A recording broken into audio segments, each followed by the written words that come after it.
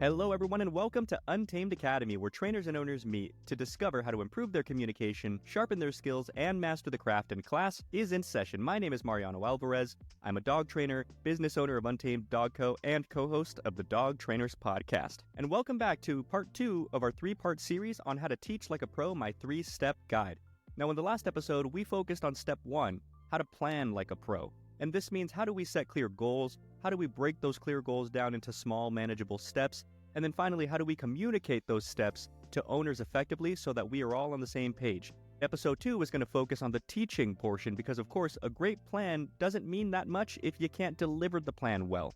So, in this episode, we are going to cover how to find your teaching voice, how to make sure that you're clear, concise, how to make sure that you're not stressing too much, how to prioritize practice, and of course, how to make sure that owners truly understood that everything you went over in the lesson really stuck and it really made sense. Okay, now let's dive right into this by a quick overview of the 3 points we're going to talk about.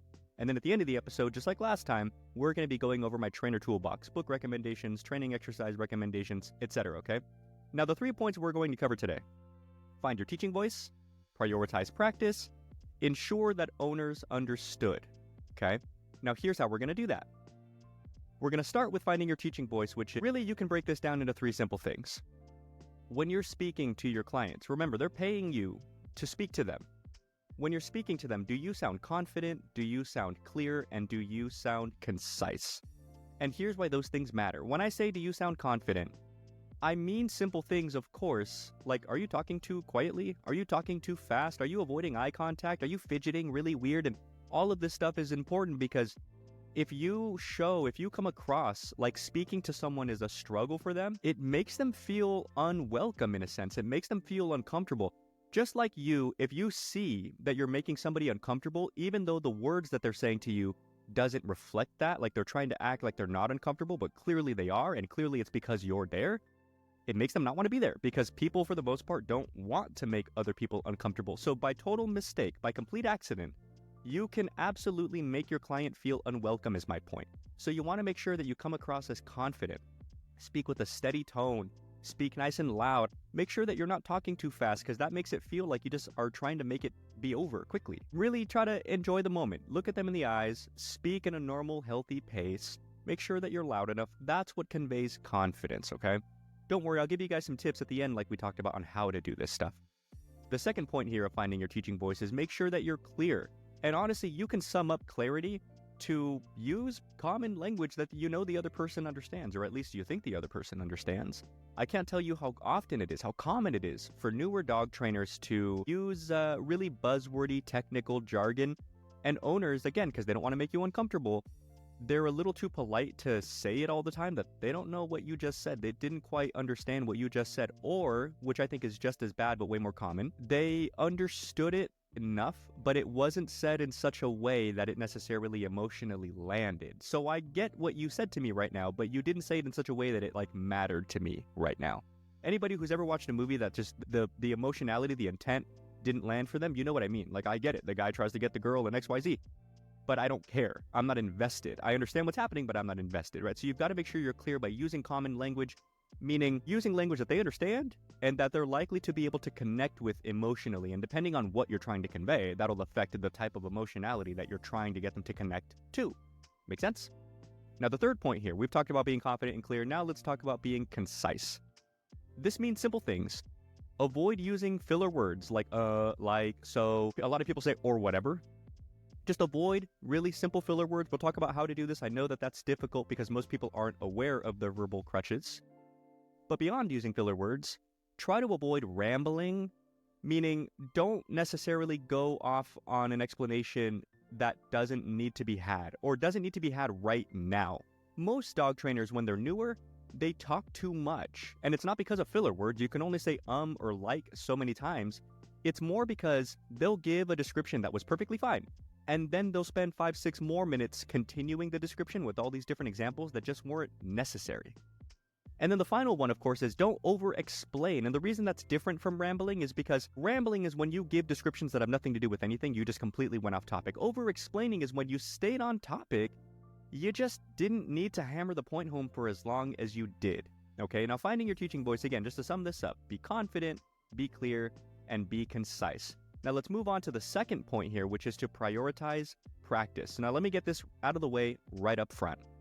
The whole point of owners coming to you for help with your expertise and your time is so that they, not you, so that they can be able to practice with their own dog repeatably with a high level of success, which means they didn't necessarily come just so that you could talk all day. You need to get your explanations out of the way quickly, hence being concise and clear, so that you guys can get to the real reason that you're here. Let's start doing this. Let's start training your dog. So really prioritize practice. And there's a couple of tips here that you can do to make the prioritization of practice a bit more helpful. One of those would be, don't be afraid to create a simple workflow. Think back to the first episode here, right? Plan like a pro. Creating a workflow can help you in practice just like this. When I'm teaching owners how to do something, I'll explain what they're going to do really quickly, and then I'll show them so that they can see me doing it with their dog. And then as quick as I can, as soon as they get it, I'll flip that. Now you're going to show me, and we're going to spend the majority of the lesson with you showing me that you can do this with your dog, but I'll schedule pauses here and there, say 1 to 2 per lesson, where I'm going to stop you and make little adjustments, little nitpicks. So I'm going to show you again. And then when I'm done with that, you're going to go back to showing me. I say that because I see lots of dog trainers, they get to practicing quickly. They give the owner the leash, here, do this with your dog. And that's good, except once they give the leash back to the owner starts practicing, now the trainer is constantly stopping them every 2-3 reps to fix this and to fix that and to fix this and to fix that. And I get it, they have to practice correctly, but there's a such thing as stopping them too much. They don't build momentum. They never really get a chance to kind of feel their own struggles. So I like to let them rep it out, even if they're struggling a little bit, during the scheduled time to pause. Then I show them one more time, and after they've done a few reps, they normally feel what the problem is. Oh, my dog's getting confused right here. So I'll let them feel that confusion a little bit, because then as a concern, it kind of mounts in their mind. And then when I show it to them later, they go, oh, that's what's different, right? So create a simple workflow, explain it really quick, and then you show them, and then they show you, and they show you the majority of the time of each and every lesson. They need hands-on experience under your guidance. So really prioritize practice for that reason. Now, the final tip here is going to be teaching owners how to teach their dogs on an ongoing basis. Basically what I mean here, you guys, is when you're doing things with them, don't do it in such a way to where the owner is using you as a crutch. It doesn't matter what you can do with the dog. It's all about what they can do with their dog. You have to step back, let them work through things a little bit. Lots of dog trainers can be total helicopter moms, and it gets in the way of one of the biggest skills that I think we can all agree owners need to have, which is the ability to not only read and assess a situation in real time, but also, once they've done this assessing, the ability to make quality adjustments. Creativity and adaptability under stress is something that, for whatever reason, in the dog training world is quickly becoming a lost art among trainers who teach the owners. Instead, they stick for this unrealistically regimented approach. Do my 3-step plan, or I normally start with crate, threshold, structured walk, and there's all these different ideas. And to an extent, from a business perspective, I understand it. The more that you can systemize things, the easier it is to have a really smooth flowing business, especially when you have staff that you have to manage.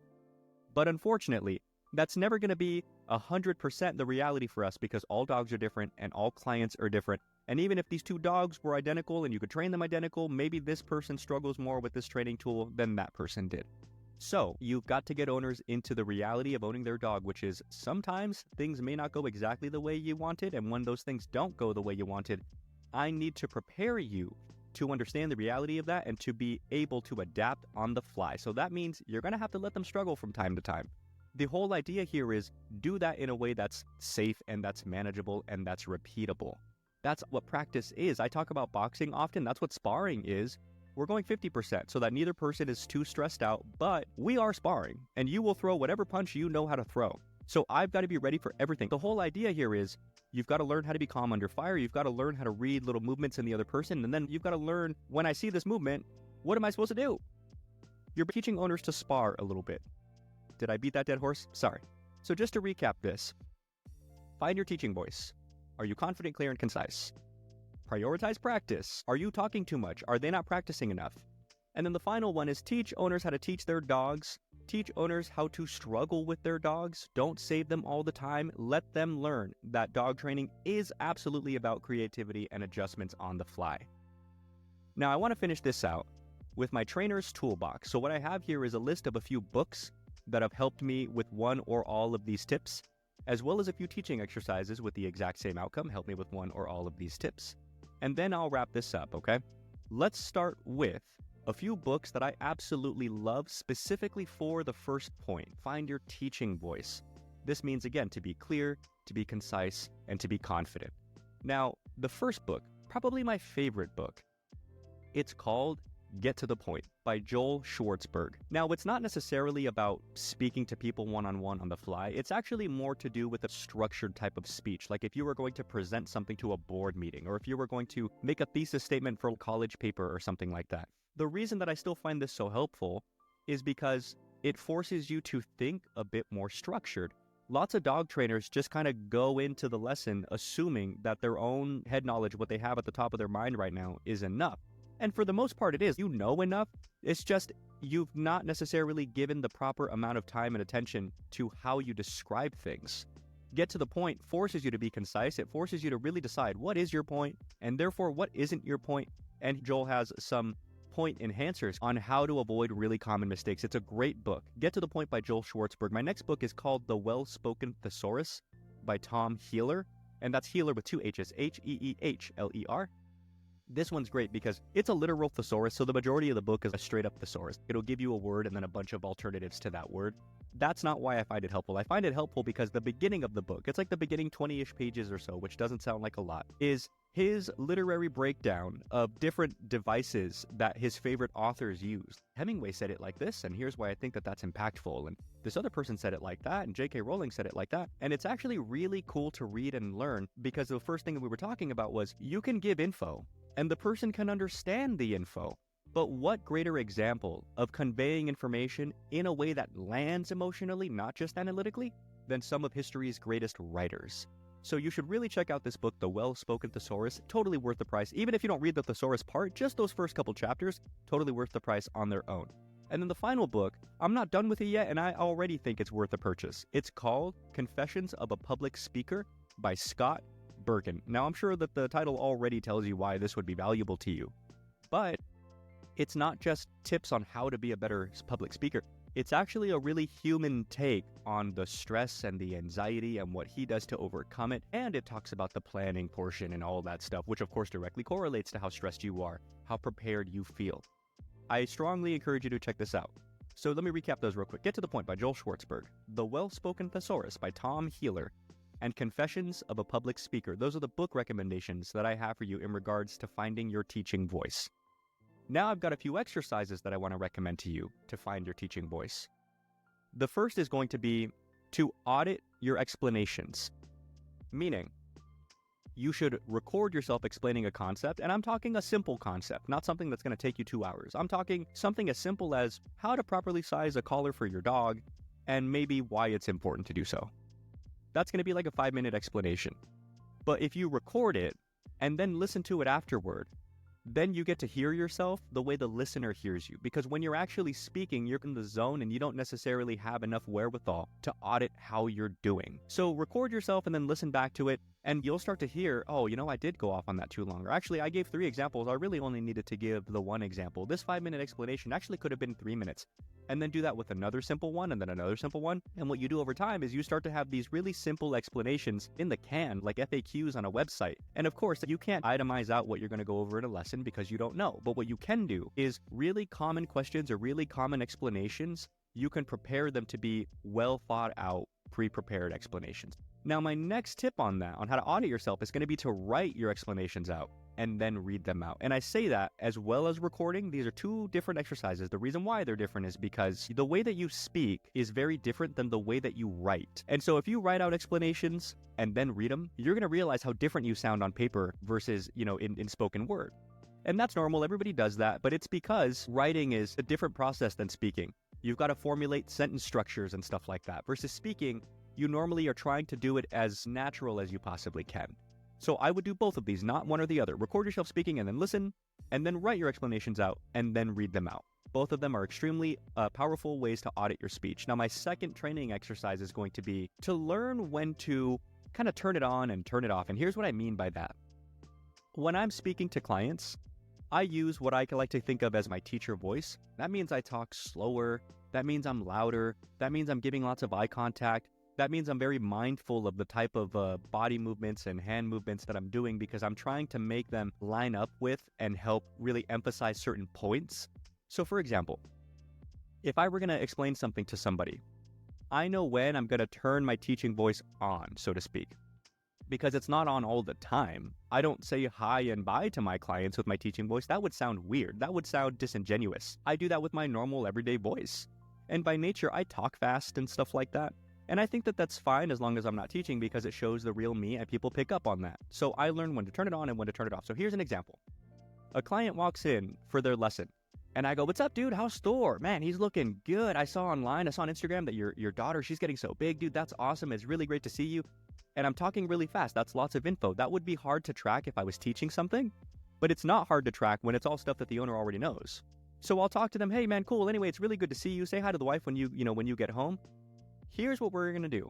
We're going to focus on how to put a leash on your dog, and then we're going to focus on how to use that leash to communicate to your dog, and then we're going to get straight into practicing." See how I slowed that way down? That's because now I'm teaching. You have to learn when to turn your teacher voice on and turn it off, because if you never turn it on, then you talk too fast and talk too much. But if you never turn it off, then it becomes strange, like, "Kyle, hello. It is so good to see you this fine afternoon. Thor looks amazing. Anyway, here's what we're going to do." And you sound like NPR. It's just not normal. It's not you, right?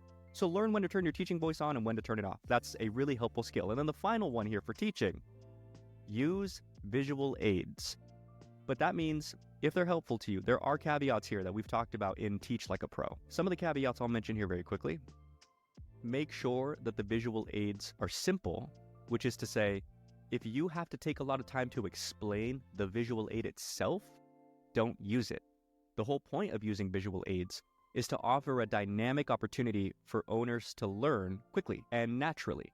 Make sure that they're very simple. For example, we all love the operant conditioning square, right? Positive reinforcer, negative reinforcer, blah, blah, blah. It's 4 letters. It's extremely simple. A Venn diagram is a great example. It's 2 circles that overlap in the middle.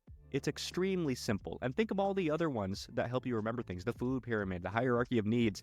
They're all really complex pieces of information. How do you know? Without showing somebody the food pyramid, explain to them what the food pyramid is, and you'll see how long it takes you. Without showing somebody a Venn diagram, explain to them what one is and what it does, and you'll see how long it takes you. That's how much time a visual aid can save you, if they're simple and if they're helpful, and you have to be able to understand when they're not. The simple way to understand that, did it take you longer to explain it? Did you waste more time in the explanation of it than you would have just not even having it at all? Now, for my final piece of the toolbox, it's just a practical tip, the Pareto principle. That's the 80-20 rule for everybody who knows it as that. It works like this. 80% of the lesson, no less, should be owners hands-on practicing. For most dog trainers, a lesson is about an hour, which means you have 20% of an hour to get your explanations out of the way. So don't talk too much. Remember, be clear and be concise. And that's it, you guys. Just to recap this, we talked about finding your teaching voice, prioritizing practice, and then, of course, teaching owners how to struggle a little bit with their dogs. We're professional teachers. That's what we signed up for. I know the joke in dog training is I train dogs because I don't like people, but you sure got into a people-heavy profession. So you've got to put as much time into being able to teach owners as you do into being able to train dogs. Teach like a pro.